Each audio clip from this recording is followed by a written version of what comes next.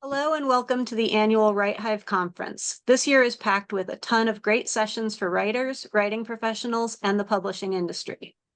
WriteHive is a nonprofit serving the writing community with free and inclusive resources, events, programming, connections, and more. The 2024 conference brings you this session, Developmental Editing Basics for Aspiring Editors. If you want more content similar to this topic, you can check out How to Self-Edit Like a Developmental Editor from 2023 WriteHive Conference and Freelancing for Editors from the 2021 WriteHive Conference. I'm going to start by introducing our panelists. First, we have Christina Hartmann-Benchoff. Meet entrepreneur Christina Hartmann-Benchoff, a visionary blind businesswoman and author dedicated to championing indie authors through her venture, Prickle Forest Books.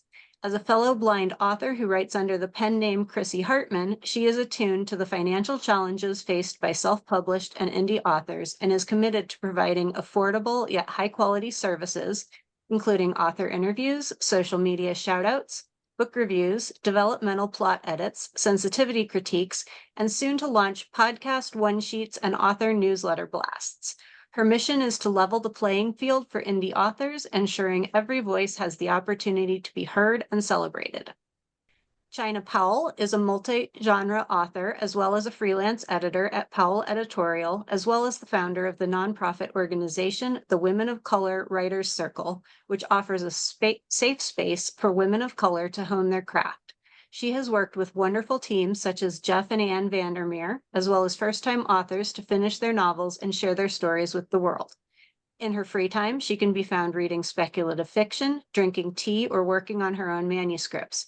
She also enjoys crafting bookish gifts from time to time. Lauren T. Davila is a Pushcart-nominated Latina author, anthologist, and editor. She has edited multiple short story anthologies, including As We Convene, an anthology of time and place, inked in Gray Press, June 2024, To Root Somewhere Beautiful, an anthology of reclamation, Outland Entertainment, March 2024, and When Other People Saw Us, They Saw the Dead, Haunt Publishing, May 2022, Outland Entertainment, May 2023. Her poetry and short fiction has appeared online at Granada Magazine, The Paragon Journal, Ghost Heart Literary Magazine, Peach Velvet Mag, Voyage Journal, Second Chance Magazine, Headcanon Magazine, In Parentheses, and Poets Reading the News. She is currently editing her debut adult novel, as well as working on poetry and short story collections. Lauren has an MA in English from Claremont Graduate University and an MFA in fiction writing from George Mason University. Besides her personal creative work, she is the acquisitions editor at Inked in Gray Press and is actively acquiring genre fiction from historically marginalized writers. She is also the assistant director at Pocket MFA, an online writing and mentorship program. She lives in the greater Los Angeles area, where you can find her swimming, walking her golden retriever, and drinking one too many lattes. She is represented by Susan Velasquez Colmont at Jabberwocky Literary Agency. And last but not least, we have Whitney McGruder, is an author, editor, cosplayer, and self-proclaimed selfie queen. While she's probably a bit too obsessed with books, she puts her knowledge and experience to good use. McGruder strives to write, edit, spotlight, and indulge in inclusive stories. McGruder believes that book publishing should be about community, not competition. You can find her advice, books, and editing services over at witandtravesty.com. And I'm your moderator, Dawn Vogel, I am a author and editor. I've been copy editing for more than 20 years, and I'm just getting into developmental editing. So I'm really happy to be moderating this panel so I can learn from all these great developmental editors. So let's start by talking about what developmental editing is and is not, and what makes developmental editing different from other types of editing. And we're going to start off with Christina for this question. Okay. To me, I think it is it's the structural, it's the organization and structural content of the manuscript, and it's putting it all together so you get the author making it sound, their ideas come out cohesive.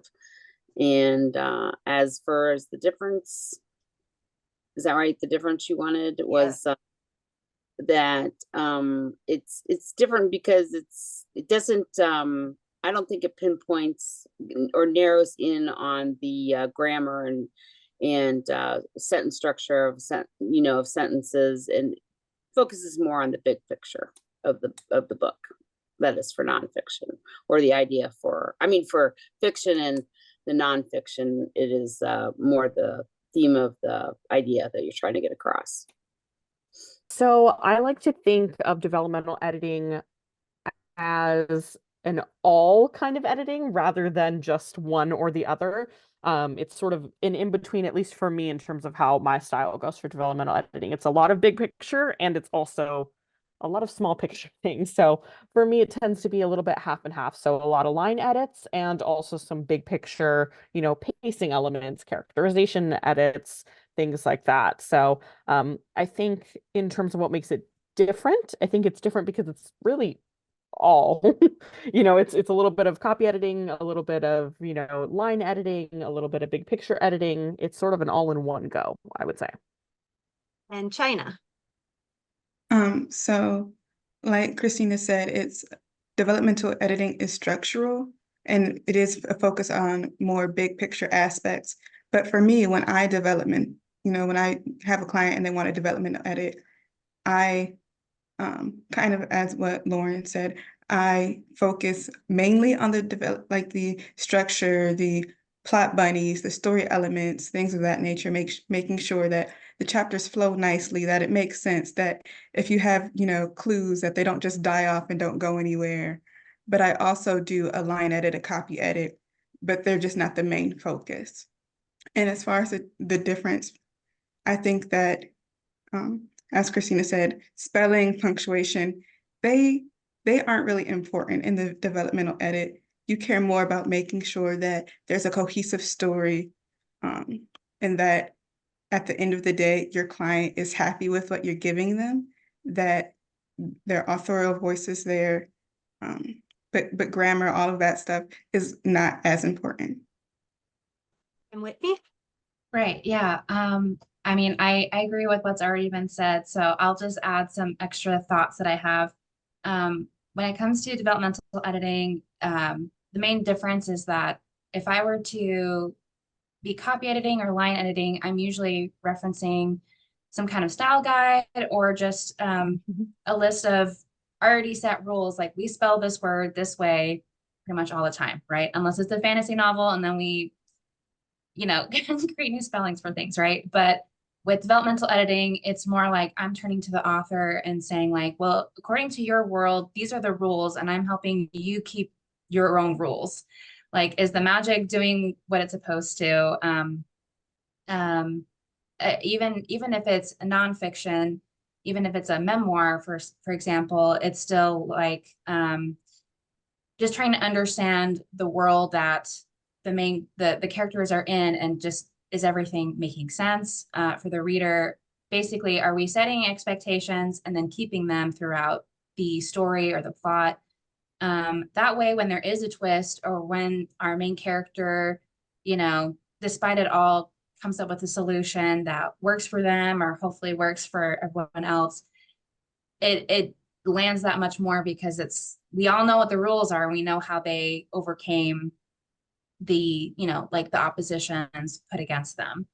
And I also wanted to clarify that when we say that like punctuation and things like that aren't important, it's because as authors, we know that when we get this kind of feedback, we might be rewriting a lot of it, the authors might be rewriting, and so it could be a waste of energy to carefully proofread everything and then just throw the whole chapter away. And so it's not like I tend to point out things if it doesn't make sense, like if the spelling throws me off and I don't know what the sentence is saying. But it's more like trying to make big revisions, like one at a time, just looking at the story structure. And then once everything is in place and in order, then you can go to town on the line edits and so on. So, yeah. I do want to touch back to what Whitney said really quick. When I work with my clients, I create them a style guide for their work, And that's kind of similar to what you said. When you're line editing, when you're proofreading, you know, maybe you use the Chicago Manual of Style or APA if it's, you know, a nonfiction or more journalistic work. But do you do that with your clients? Do you create a style guide for their work? So if this word is spelled this time, you know, this is how it has to be spelled throughout the book. If this, you know, if your character has blue hair and green skin, you can't change that, you know, things of that nature, Right, so yeah. that the word makes sense. Absolutely. Yeah. I either ask for the spelling or I just by nature just start making one. That way, Mm-hmm. I'm helping catch early typos or just at least clarify like, is this what you want to do? And I think a common example, at least in fantasy, is like a lot of times we like to capitalize words, like capitalize nouns that in most cases in English, we may not capitalize a common noun. So maybe we want to capitalize the word magic or capitalize the word witch or something like that. Do we want to do that every time? And that might be helpful if they want to hire us again for other layers of editing or for other future editors of just, this is what the author decided and we're going to go with it. So absolutely. Style guides are very helpful. They really are. Next question is, what made you choose to become a developmental editor? And we're going to start with Lauren on this one. Yeah, so I feel like most editors are probably going to have this answer, but it's like I'd always been the person that people went to like look over their work or read the essay or read this story or, you know, what advice do you have for this? And I feel like it's just something that I sort of authentically fell into. You know, my work specifically as acquisitions editor. I'm working on acquiring novels for Inked and Gray, but also at the same time, you know, doing development edits on most of the novels that we do acquire. So a lot of it is, I think, scope. As I said kind of previously, it's big picture and nitty-gritties. And I have a lot of experience as a copy editor, copywriter, looking at really like line edit, grammar, syntax stuff, but also I think as a reader and a writer myself, you get really good at the big picture things and some of those elements that I think often other writers, maybe, you know, you're so involved in your story, you know, like you know it inside and out. And so having somebody who can look at it from a big picture and also go really, really in depth is really helpful. And Chyina? For me, it was very natural. I've loved reading. And when I was growing up as a kid, and you know, people would ask you, "Oh, what do you want to be when you grow up?" I never said fireman or superhero. I was like, I want to be a professional reader.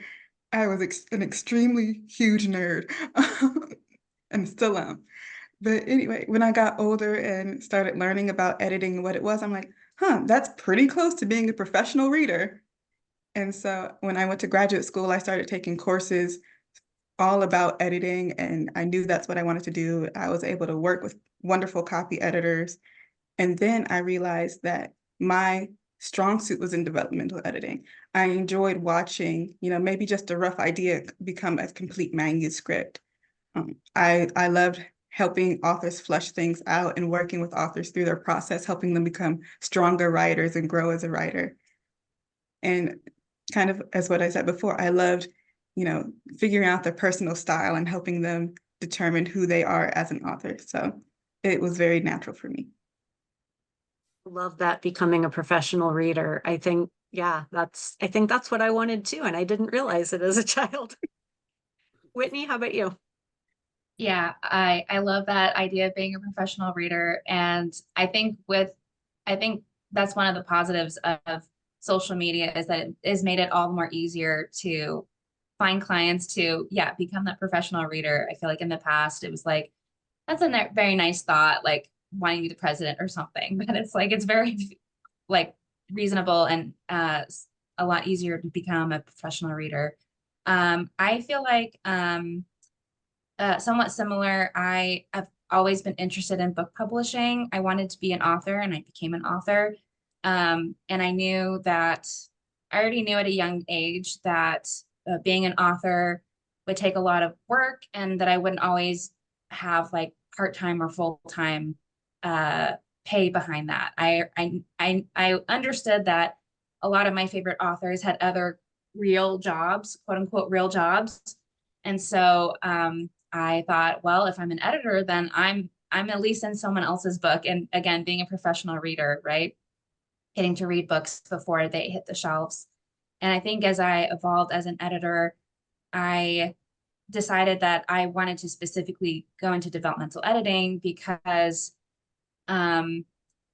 it's such a tender time for the author, and I wanted to show my support however I can, because usually with developmental editing, you're looking at probably a first, second, third draft, and already the author is like, is there even a point in sharing this story, right? Or am I sharing it the way my favorite author would, right? And it's the closest I'll be to a therapist, where I can share that support. And I almost like use through my comments, like, this is why we need your book, because like this passage is really great, or like people are going to need to see this main character or this world that you've created. It's almost like I'm vouching for the book to continue, like to continue on the process and become published, because a lot of books will die in that phase. And sometimes like the timing is not great either, or sometimes it's just hard to publish with a very low budget. But if I get the opportunity to help authors at developmental editing stage, I feel like I'm helping to shape the publishing industry in a way that is only a benefit to everyone else, of continuing to encourage people to write their stories, and even if it's scary or it feels like there's so much put against them, you know, publishing is still very straight and white. And well, I guess like now there's a lot of female authors out there, but like it's still very it's still a very narrow scope, and we can widen it with all the talent that I'm seeing out there. So yeah. Cool. And Christina? Well, unlike the other ladies here, I was never a very big fan of reading books. I had a little bit of dyslexia when I was little, and so that was before I lost my eyesight. And as I turned 25, I lost my eyesight and started listening to books on tape, and really that woke me up to books and just listening to them. I mean, you really have to pay attention. And I just somehow magically, I would say, developed the knack to pick out things in books that were incorrect or wrong, or they were missing something with the plot and everything. And so I thought, well, and the other thing too is I didn't like how some books ended. So I got challenged by an older brother, said, well, why don't you write your own stories then? So I did that, and I had a lot of fun doing it. And I joined some groups, and the writer group that I'm mostly in all the time, we get together and we brainstorm, and I love brainstorming. I love trying to work out things for helping other authors and stuff. And being blind comes with a lot of challenges now. And I appreciate everybody who helps me out with, because formatting is a big thing for me. I have a hard time with that at times. And the way I could give back was sitting and listening to people's stories and helping them, figure out their problems and what they needed to do and stuff. So that's mostly why I became a developmental editor, and because a lot of people said, I had a real knack for it. And that, I mean, I've sat in a room with 10 other people and nobody picked out, the plot hole that I found, and were just amazed that, they couldn't believe that I, found that and everything. And so it was kind of inspiring though, so that I could give back. And so I think I actually like writing or editing better than writing, because it just, I can see the pure enjoyment on people's faces when you help them out. And or I should say, I can hear the enjoyment on people's faces when you get them going and, you know, encourage them to keep going because they've got a really good book and stuff. And a good writer friend of mine, she's, you know, finished 3 books now, and I helped her out with those, and she's done a fantastic job on them. And I'm really happy how they turned out for her and stuff, because she's a really good author, and she needed a little bit of encouragement. And so, you know, that it's probably basically the main reason why I went into it, because I like helping other people out because of all the help I need at times. So it's a really rewarding job to do for me. Cool. All right, next up, what are the most important elements of developmental editing? And Chyina, we'll start with you on this one.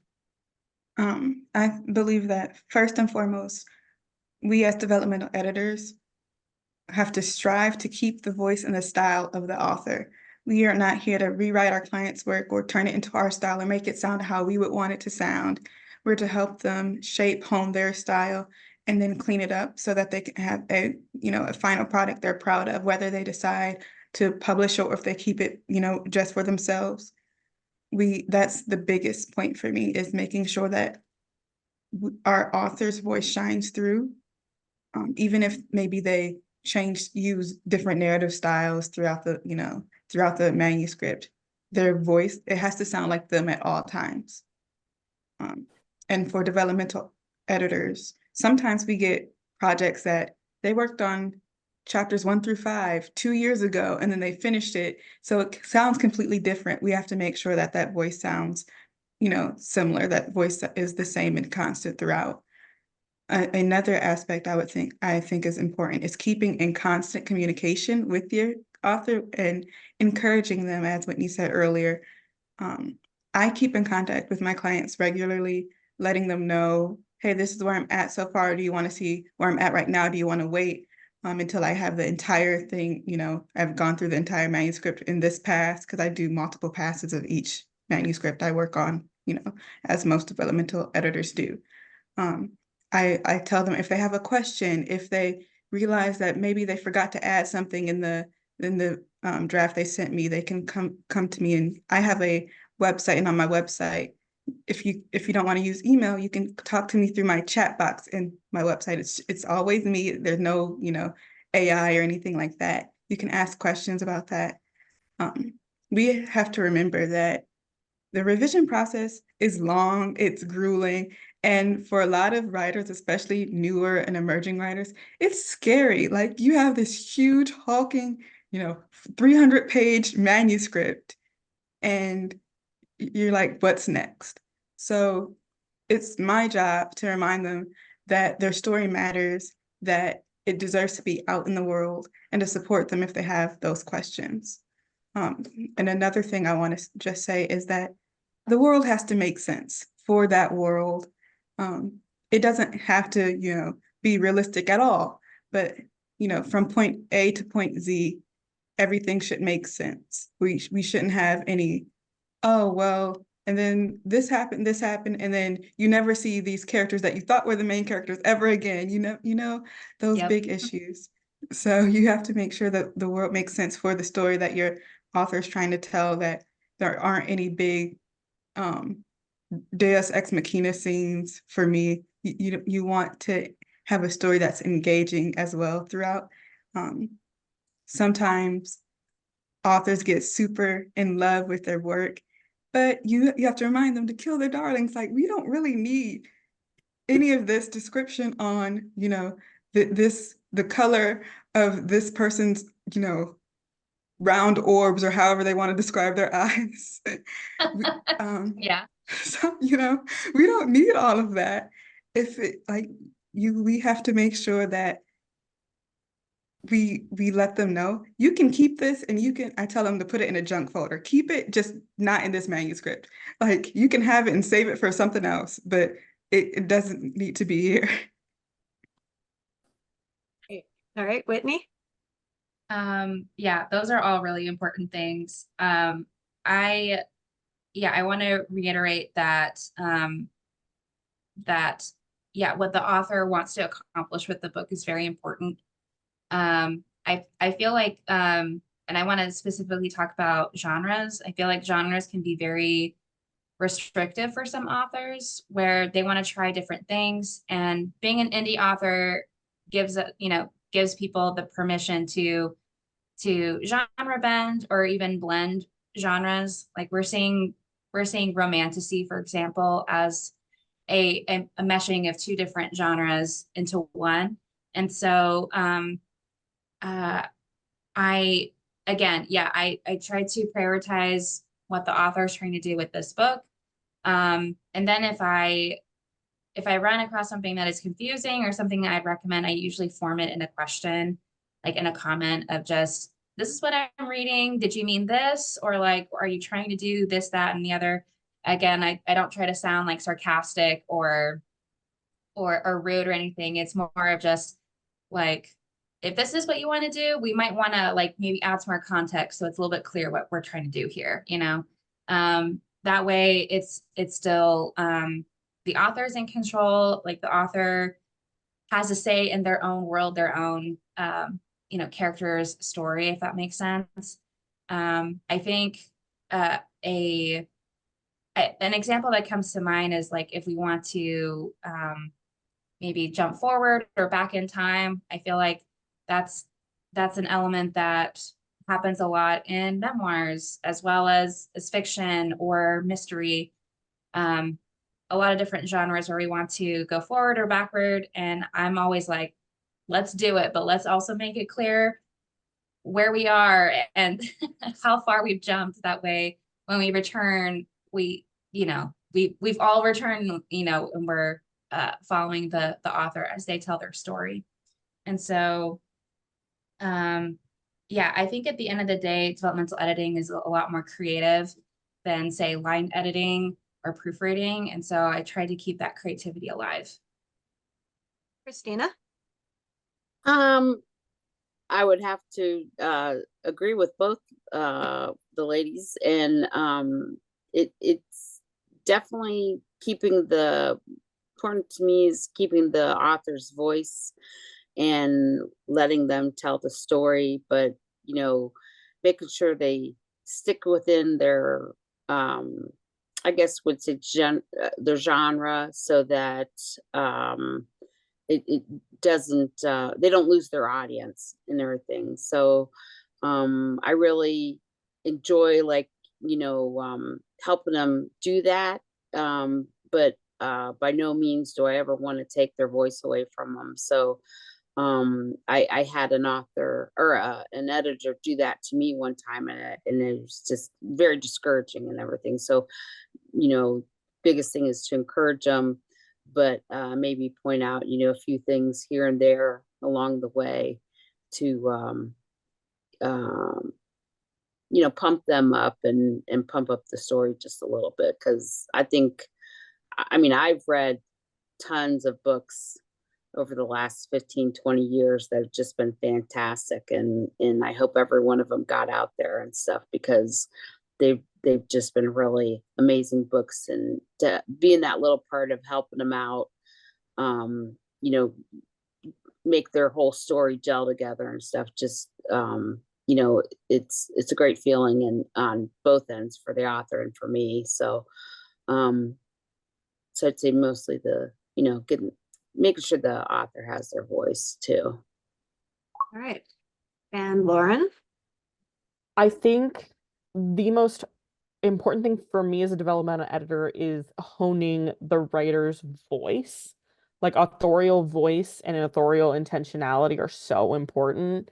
And I feel like one of the hardest things as a developmental editor is finding the line of like not what I would personally do or like what I would personally write or what I think is the right way a scene should look or characters should do something, and really shaping it with the author in mind, right? Like you can look at a scene and say, X should happen, but that might not be what needs to happen. So I think so much of it is establishing, rather, instead of what I would do as a writer or what I would do, what does the story need? Like, what does the author need in order to make it better? So I think for me, I would say the most important element is like figuring out that line of like where I am personally as a writer or an author or an editor, and where the story or the author themselves should be. Okay, next up, what are some things you didn't expect to encounter as an editor? Whitney, we'll start with you. Yeah, I initially had an idea in mind, but something else came to mind because of this conversation. Something that I didn't expect, especially in the past. So I've been editing for 10 years, and I feel like in the past maybe 5 years, I've seen more instances where it's like a good kind of surprise of just like the rise of sensitivity reading. I kind of count sensitivity reading as like a branch off of developmental editing.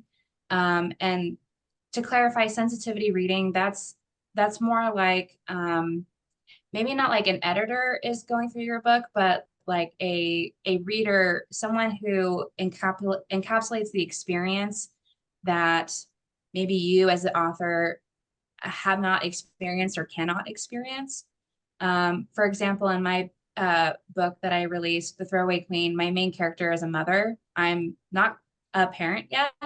And so I wanted someone else to read it with that lens and help me ensure that I wasn't leaving any plot holes related to motherhood, or that the children sounded like children. I mean, that's something that I myself could work on, but it was very nice to have someone else who I would say is like an expert in raising children to help me double check that the world that I created, the plot, the stakes were that they suited my main character and the journey that I was taking her on.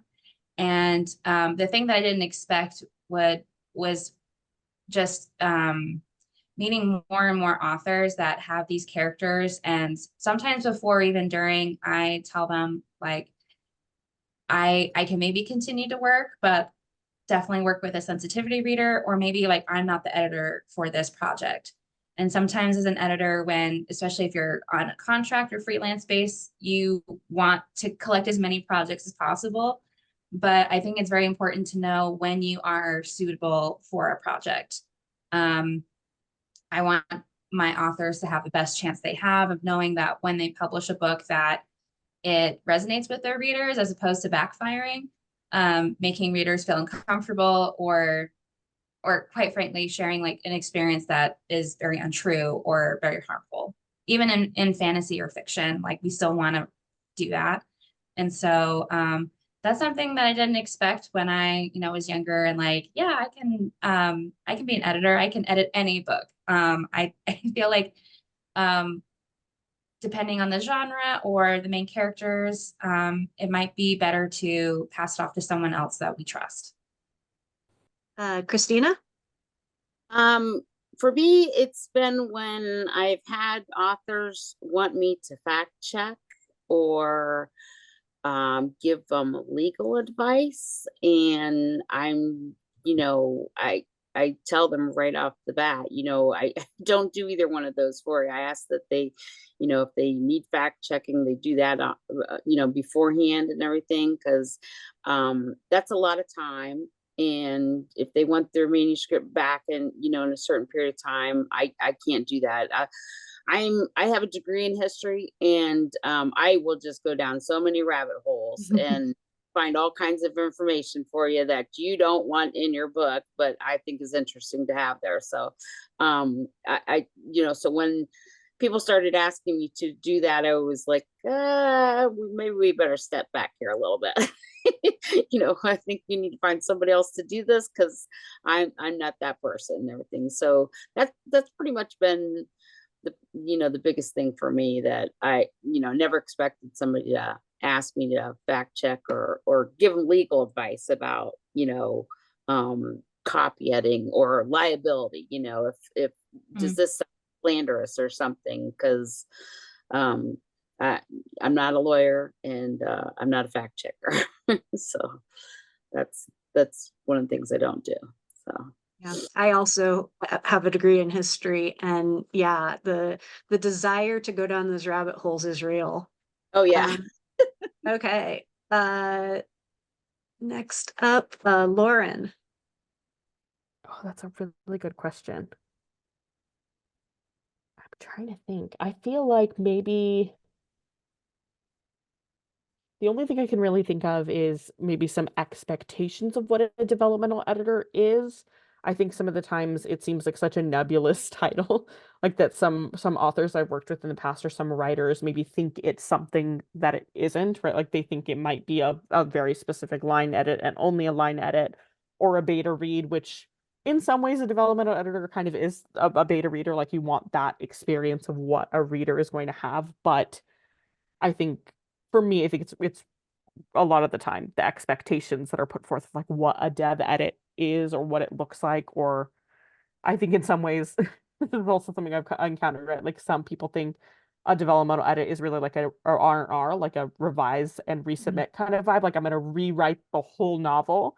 And so I have had some authors in the past go like, oh, I was so scared the developmental edit was going to be like, so heavy-handed, or I was going to have to rewrite everything. And so I think even in some ways it's not as scary as that, at least from how I do dev edits. And finally, Chyina. Before I answer this question, I hope you don't mind if I just touch back on what Whitney said a little bit. For authors who are looking to have their book edited and things of that nature, don't assume that sensitivity reading is just about ethnicity or religion, because I've had a lot of clients assume that, and it's not. It's about body differences, ability differences. It's about socioeconomic status and how those things are portrayed as well.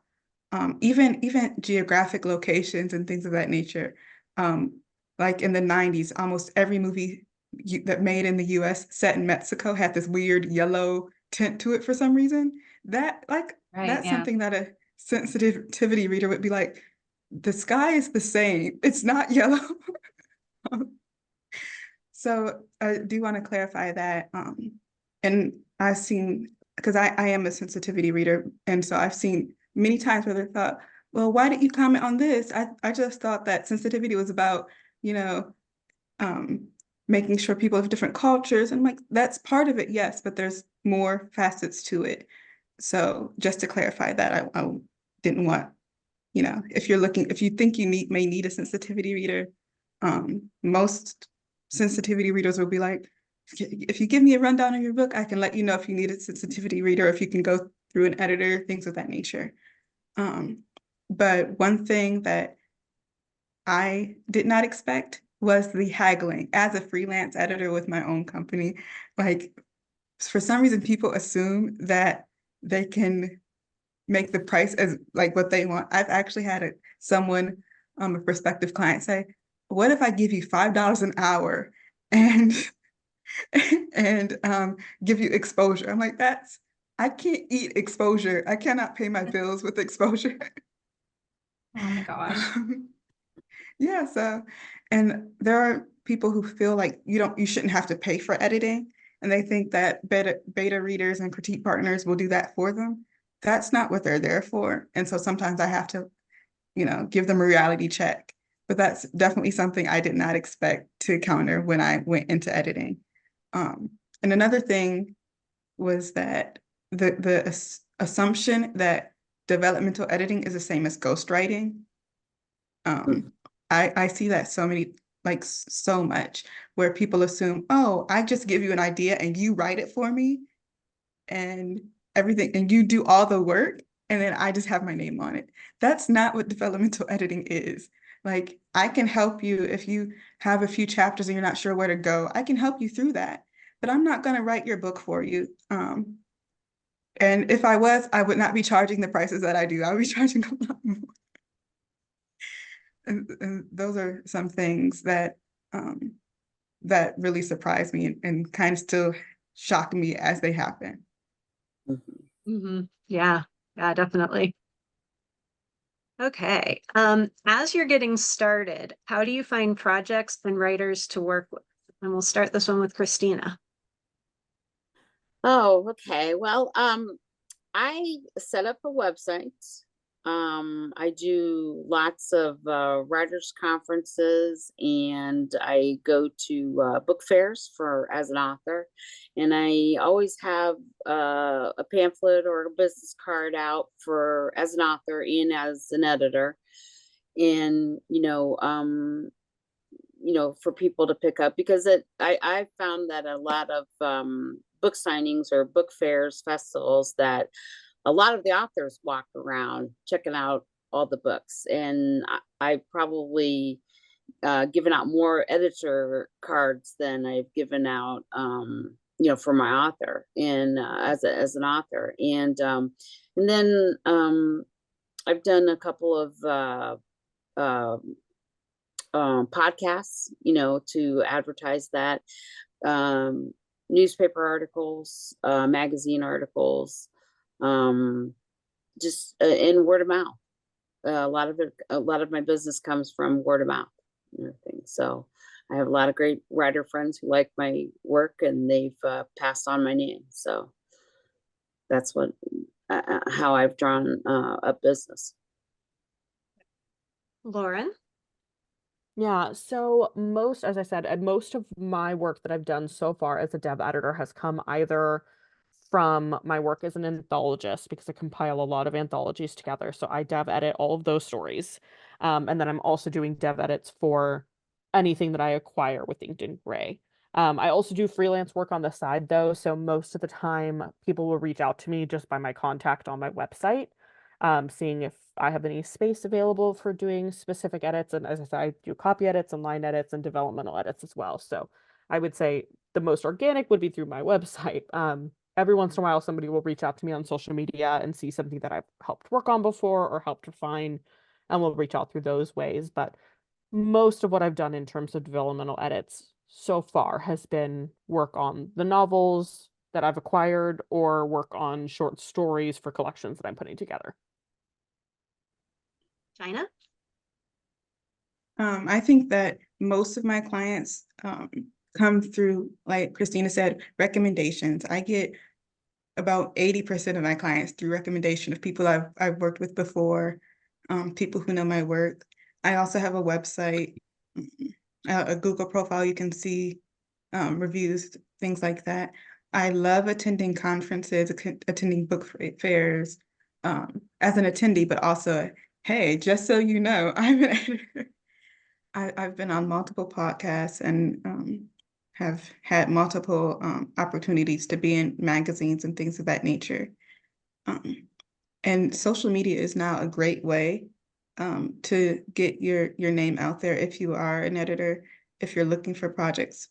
It's a great way to kind of get brand recognition. If you have a newsletter or something like that, where you give like helpful tips every once in a while, people who read that will say, when they get to that stage where they need an editor, they're like, I can go to this person.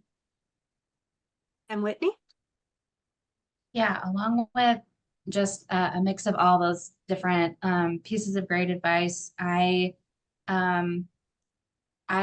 took some classes in college. Like I was able to get a minor in editing, and that helped me a lot. And with that meant that I was able to take a class from a freelance editor, and that class itself, and hopefully there are other classes out there like it, was very helpful because it helped with the business side of being an editor.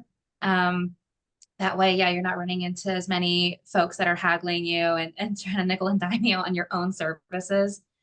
I feel like as authors and editors, or maybe a mixture of the two, we're here because of the creative side of it, but it's so helpful to know the business side of it to make sure that you're above board, you're charging the right amount, and you're not like undervaluing yourself more often than not. But then beyond that, I was able to work as a contractor for different editing services.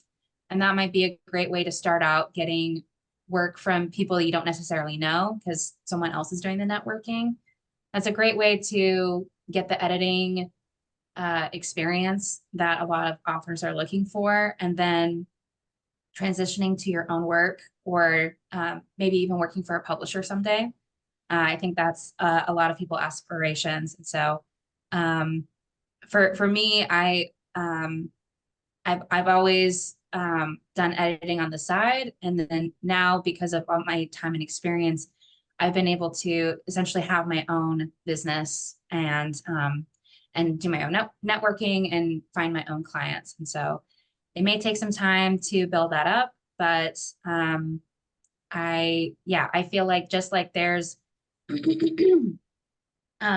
there are, books out there for every reader, I feel like there are authors out there for every editor. So it's just a matter of, you have to do the hard work to finding them or helping them find you. Okay. What one piece of advice do you wish you'd had when you started developmental editing? And for this one, I'm going to start with Chyina. Oh, I think the biggest piece of advice I would give myself is don't get discouraged. Especially, let's say you thought you were going to go the intern route, you thought you were going to work for one of the big five, and that didn't happen. Don't get discouraged. And when I created my own company after working with editors, being a contractor, even though I was a double major and had a major in business administration, it's still a lot of work. And sometimes that workload can, frustrate you. And that's something that, you have to remind yourself, this is what I want to do. And at the end of the day, this is something I enjoy. So I need to stress less. And, I think that would be like the biggest piece of advice. Whitney? Yeah, mine is very similar. I noticed that when I started out, I wanted to be the person that charged the least or had the quickest turnarounds because I thought that's what authors valued. But as any good editor knows, like you need to give yourself adequate time to catch everything, and that includes multiple passes. And so luckily I was able to learn without putting my authors at a disadvantage, but I learned for myself how to communicate just my limits as a person. That as soon as I get a project, it's not like I'll get to it right away and I'll spend all day and all night working on it and get it back to you within a week. Like unless it's a short story, that's not really feasible at least for me. And so I would say, as an editor, like you are still a human. And so know your strengths and weaknesses. And it's always helpful to be clear about that, the expectations, what the job entails. That way the author is very pleased with your work and they don't have any other weird expectations. They're not like, where are my citations? Like that one author that was looking for fact checking, right? So yeah, setting great expectations that take care of your physical, emotional needs will help you be an editor as long as you want to be an editor. And Christina? I agree with Whitney and Chyina and Lauren. And I also think, though, that you should keep learning, keep strengthening those skills of yours, and join up with some groups like there's ACEs and I can't think of the other ones, but there's other editing groups that you can get more information on, and keep up on the publishing standards and what's going out in the world for books and stuff. Because I mean, it's just like not long ago they just made romantasy as a new genre, and if I hadn't heard that myself, I would have been in big trouble, because I had an author come to me to for help with her romantasy. And so just I would say try and keep up with the standards, but don't kill yourself over it, and just keep learning and keeping those skills up to date and everything with your editing. And you mentioned ACEs. I know I've heard of that, but do you know what the organization? I believe it's American Copy Editors. I always forget the S. I think it's society. I don't remember. Yeah, Okay. That's a good guess. Yeah. Yes, but I was gonna guess that too. ACES is the organization, so Yeah, folks can look that up, but maybe Yeah. Mhm. be sure to add in editors, because I'm sure that ACES stands for other things too. yeah, All yeah. right. And finally, Lauren. I think this is coming from my journalism background and copy editing background and teaching background, but not feeling like you have to fill the page with edits. A lot of the time you're like, if I go through 2 or 3 pages and there's no comments on it or no edits, like that feels weird. And so I feel like right when I was starting out, I would try to like find some elements, or maybe this sentence could read a little bit. And I think as I've gone through and been editing more and more, feeling more comfortable with leaving like white space. Some of the time it can stand as is. And I think that kind of goes back to what I was talking about with respecting authorial voice and respecting how things are written. I think it comes with doing multiple rounds of developmental edits and continuing to work, how you can sort of find that balance and refine that. All right, and now we have reached the end of our questions. So I'd like to ask if you have any last thoughts, and also to remind folks where they can find you online. And we'll start with Whitney. Oh, goodness. Well, I just want to say, first of all, thank you for having me. I don't feel like I've been on a panel like this where it was editors talking to editors. And so I guess my final thoughts is just like with being an author, there's a lot of community over competition that happens with editing as well. Some of my best online friends are fellow editors, and we'll share each other's posts about like maybe they have like a spot opening or a sale or something like that. And so yeah, it may feel intimidating because editors can be a little intimidating, especially with all the knowledge and wisdom that we have. But I'm saying that sarcastically. But yeah, there's a place for you here, and we're happy to work with you. If you have questions, or if you need help with networking, like I personally love helping with that. If you want to find me, my editing services, or my books, you can go to my author website. It's witandtravesty.com. And Christina? Just basically wanted to say that, as an editor, we don't bite. We might growl a little bit, but, most of us enjoy what we're doing, and we're here to help you out. So, and that includes to help other new editors the ropes. And I can be found at my website, prickleforestbooks.com, and be more than welcome to help any and show them the ropes. Okay. Lauren? So I guess last thought I would say is like, don't be afraid of developmental editors. We're definitely there to help refine, help unearth what you've got going on. I think everybody that's probably watching here has a project that they're working on, maybe thinking about a developmental editor, and we're not scary. We want to help. At the end of the day, that's really what we're here for. And then just in terms of finding me online, my website is laurentdavila.com. So you can find me there, and I'm on Twitter. I think it's Lauren Gilmore 03, and then at Lauren T. Davila on Instagram, and I believe Blue Sky. So I'm around, but yeah. And Chyina? One final piece of advice for authors is that you don't have to stick with an editor if they aren't serving you. I think we've all talked about what good editors, look like. And so if you have an editor who is trying to change your style, change your voice, rearrange your entire book, it's okay to, leave that editor and look for someone else. You don't have to stick with the editor just because that's the editor you started with. And for those of you who may be looking to get into editing, just to pair it what Whitney said, it's okay to reach out and say, hey, do you have some tips? Can you help me? Most editors are perfectly fine with being like, yeah, of course. Let me give you an idea of where to go from, what steps you can take. You can find me pretty much anywhere, just typing in my name, Chyina Powell. You can go to my website, Powell Editorial, which is, yeah, there we go, right side.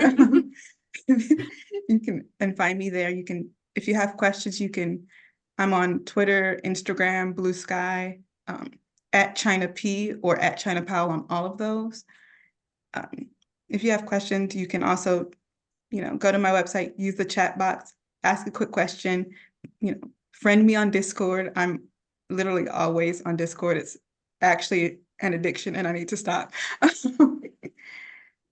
But feel free to reach out.